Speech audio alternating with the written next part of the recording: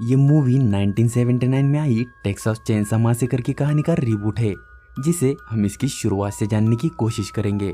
इसमें 2003 और 2006 में आए 2 पार्ट शामिल है, जिसकी स्टोरी समझने के लिए हमें पहले इस पार्ट को देखना होगा। तो मूवी की शुरुआत 1939 से टेक्सास में होती है, जहां हम एक स्लॉटर हाउस को देखते हैं, जिसमें काम कर रही एक लड़की को अचानक लेबर पेन शुरू हो जाता है। इसलिए वो दर्द से कराते हुए उसके मैनेजर से मदद मांगती है, लेकिन वो कुछ करे इससे पहले ही उस लड़की की मौत हो जाती है। लेकिन उससे पहले वो एक काफी बदसूरत बच्चे को जन्म दे चुकी थी, जिसे किसी तरह की स्किन प्रॉब्लम थी। ये देखकर वो मैनेजर काफी डर जाता है और उस बच्चे को कचरे में फेंक देता है। अब कुछ देर बाद लूडा नाम की एक लड़की खाने की तलाश में उस कचरे की पेटी को तलाशने लगती है। तब उसे वहाँ वो बच्चा मिल जाता है, इसीलिए वो उसे अपने साथ लेकर घर आती है और उसे थॉमस नाम देकर अपने साथ रखने का फैसला करती है।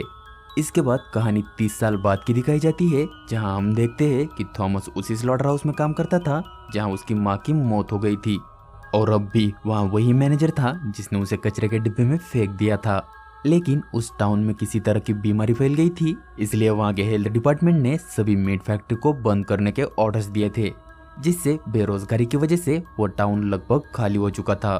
अब थॉमस को भी बताया जाता है कि वो प्लांट बंद हो रहा है और उसे ये जगह छोड़नी होगी, इसलिए वो भी वहां से चला जाता है। लेकिन थोड़ी ही देर बाद वो फिर से वहां आकर उस मैनेजर पर हमला कर देता है और उसे हथौड़े से काफी बुरी तरह से मार मार कर उसकी जान ले लेता है। उसके बाद वहीं उसे एक चेनसॉ मिलता है, जिसे वो अपने पास रख लेता है। कुछ देर बाद थॉमस के घर एक शेरिफ आता है, जो उसे मैनेजर के खून के लिए गिरफ्तार करने आया था, लेकिन तब वो घर में नहीं था, इसलिए वो उसके कजिन चार्ली को लेकर उसे ढूंढने निकल जाता है।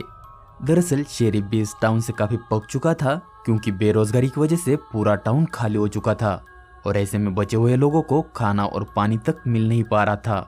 इसलिए वो भी अगले हफ्ते यह टाउन छोड़ने वाला था। तभी रास्ते में अचानक शेरिफ को थॉमस दिखता है, इसलिए वो अपनी कार रोककर उससे पूछताछ करने लगता है। तब चार्ली कार में रखी शेरिफ की शॉटगन लेकर बाहर आता है और बिना कुछ सोचे समझे शेरिफ को ठोक देता है, जिससे टाउन का बचा आखिरी पुलिस वाला भी पूरी तरह से मर जाता है।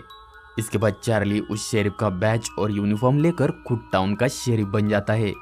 तब वो उसकी फैमिली मेंबर्स, जिसमें लूडा और मोंटी थे, उनसे बोलता है कि वो उनके जन्मभूमि को छोड़कर कहीं नहीं जाएंगे, चाहे उसके लिए उन्हें शेरिफ जैसे लोगों को खाना ही क्यों ना पड़े।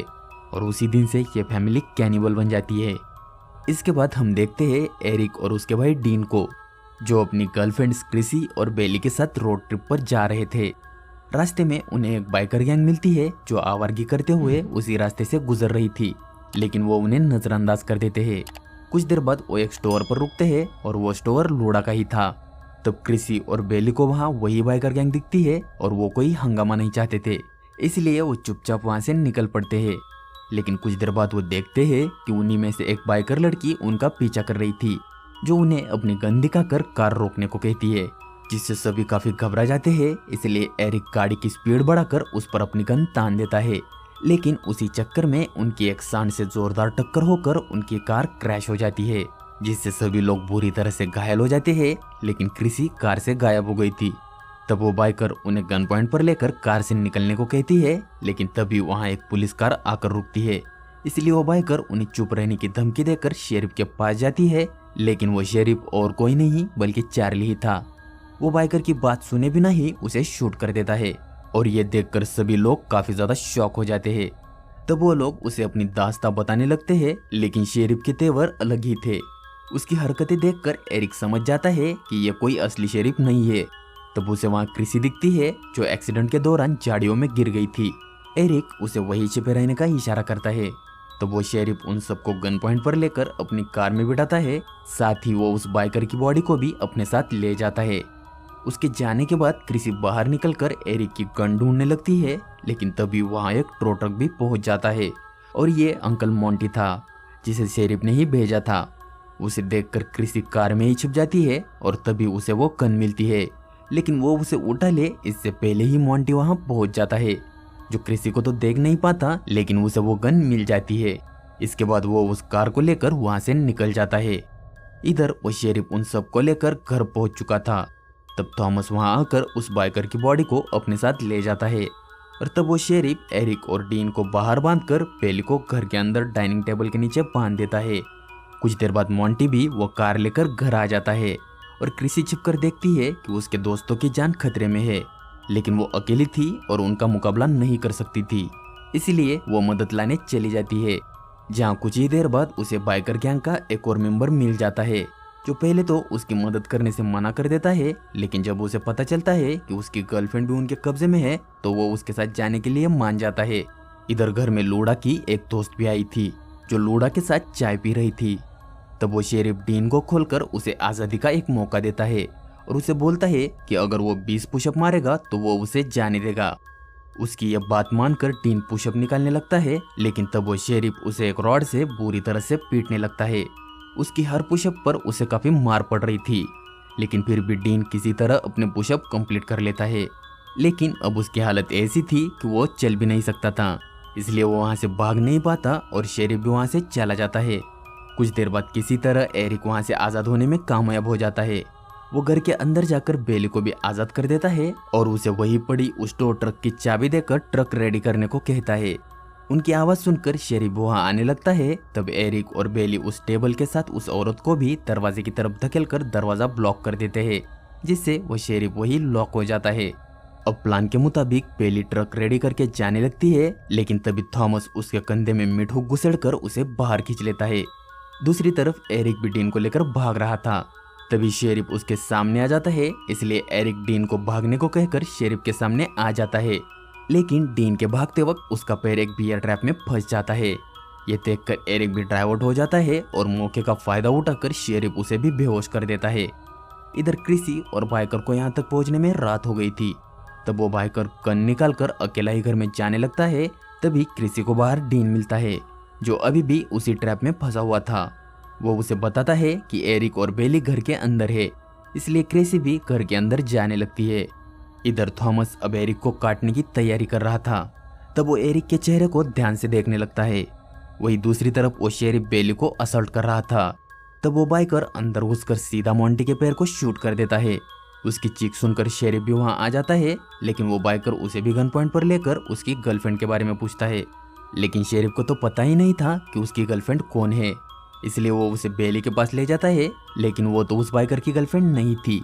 इसलिए वो गुस्से से शेरिफ को शूट करने ही वाला था कि तभी थॉमस वहां आकर उस पर अटैक कर देता है, जिससे उन दोनों में हाथापाई होती है और उसी चक्कर में वो बाइकर थॉमस की चेनसॉ पर जाकर गिर जाता है। तब शेरिफ और थॉमस मिलकर अपनी चेनसॉ से उस बाइकर के 2 टुकड़े कर देते हैं। इधर क्रिसी बेसमेंट में जाकर एरिक को छुड़ाने की कोशिश करने लगती है, लेकिन तभी उन्हें वहां थॉमस के आने की आवाज आती है, इसलिए क्रिसी उसी टेबल के नीचे छिप जाती है। तब थॉमस अंदर आकर अपना अधूरा काम पूरा करने लगता है। वो सबसे पहले वही चेनसॉ एरिक के आर पार कर देता है, जिससे नीचे छिपी क्रिसी उससे बाल बाल बच जाती है। वो काफी डर चुकी थी, लेकिन वो किसी तरह अपने आप पर काबू रखने की कोशिश करती है। इसके बाद थॉमस एरिक के चेहरे की स्किन काटकर अलग कर देता है, जिससे वो अपने लिए एक मास्क बनाता है और यही थॉमस का नाम लेदरफेस बन जाता है। क्रिसी भी टेबल के नीचे से सब कुछ देख रही थी। तभी शेरिफ लेदरफेस को ऊपर बुला लेता है और उसके जाने के बाद क्रिसी भी वहां से निकल जाती है। वो उस घर से भाग ही रही थी कि तभी उसे बेली की चीखें सुनाई देती है। तब काफी देर सोचकर वो बेली को बचाने का फैसला करती है और छिपकर ऊपर जाने लगती है। इधर मोंटी के पैर में गोली फंसी थी, इसलिए उन्हें उसकी सर्जरी करना जरूरी था। तब वो शेरिफ लेदरफेस के साथ मिलकर उसकी सर्जरी करने का फैसला करता है और उसकी सर्जरी ऐसी थी कि वो मोंटी के पैर ही शरीर से कटवा देता है, क्योंकि उन्हें शरीर से गोली निकालने से ही मतलब था। लेकिन अब शेरिफ को एक पैर का मोंटी अच्छा नहीं लग रहा था, इसलिए वो उसका दूसरा पैर भी कटवा देता है। इधर क्रिसी किसी तरह बेली के पास पहुंच जाती है, लेकिन वो शेरिफ उसे भी देख लेता है। इसके बाद हम क्रिसी, बेली और डीन को उनके डाइनिंग टेबल पर देखते हैं, जहां डीन बेहोश हालत में था और बेली भी सारी उम्मीद छोड़कर चुपचाप बैठी थी। तभी लेदरफेस भी वहां आ जाता है, जो लूडा के कहने पर एक कैंची से बेली का गला चीर देता है, जिससे काफी बुरी तरह से उसकी भी मौत हो जाती है। ये देखकर क्रिसी चिल्लाने लगती है, लेकिन लेदरफेस उसे उठाकर बेसमेंट में ले जाने लगता है। तब क्रिसी उसे एक स्क्रू ड्राइवर से मारकर भागने लगती है और एक खिड़की से कूदकर उस घर से निकल जाती है, लेकिन लेदरफेस भी अपनी चेनसॉ लेकर उसका पीछा करने लगा था। इधर डिनर टेबल पर डीन को होश आता है, तो वो बिली की हालत देखकर काफी गुस्सा होता है, और शेरिफ के सामने आते ही उस पर हमला करके उसका सर जमीन पर पटक पटक कर उसके दांत तोड़ देता है। इधर भागते भागते क्रिसी उसी स्लॉटर हाउस में पहुंच जाती है जहां उसे उस मैनेजर की बॉडी दिखती है जिसे लेदरफेस ने मूवी के शुरुआत में ही मार दिया था। साथ ही उसे वहां एक बिगड़ा हुआ फोन और कार की चाबी मिलती है, लेकिन तभी लेदरफेस भी वहां आ जाता है। इसीलिए वो एक एनिमल ब्लड कंटेनर में जाकर छिप जाती है, लेकिन लेदरफेस वहां के चप्पे चप्पे से वाकिफ था।